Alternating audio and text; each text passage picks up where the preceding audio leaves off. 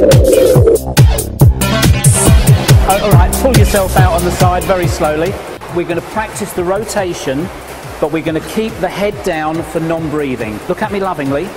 That's not loving enough. My name is Trew. I'm 63 years old. I'm a coach. I run a fitness company called Personal Best, which obviously has connotations with everything that we know about. And I guess my whole life has been sport and fitness. So looking at me, what I want you to do is to keep your head totally fixed, but turn your shoulder. No, look at me. What's wrong? As an athlete, swimming first of all, then as a runner, I was getting to the end of my running career.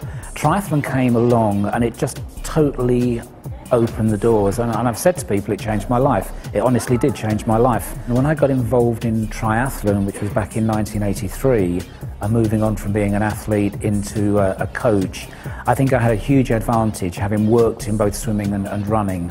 Obviously there's great similarities whatever sports we're coaching through, particularly endurance sports, but there are huge differences as well, and the level of work that swimmers can take is vastly different to the amount of work that runners can take. That was a huge advantage, knowing how to gear that to different athletes. Okay, that's great. Turn your shoulders and try, if you can, to get the shoulder directly under.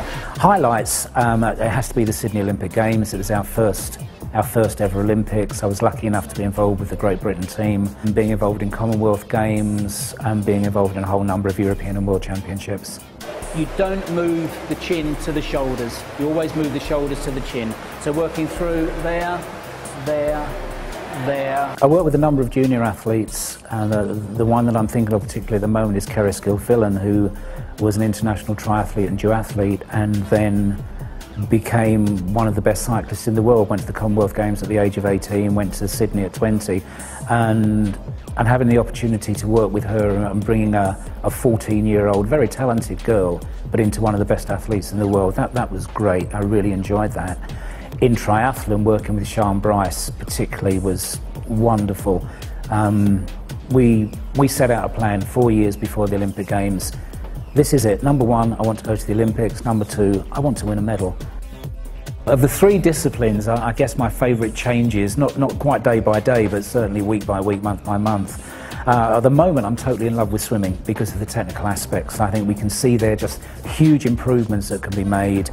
I don't think it's necessary for a coach to have been involved at sport at whatever level, but I think it can be a huge advantage to know what it feels like, to know what the pain feels like, to know the different emotions that go through your head during training and racing.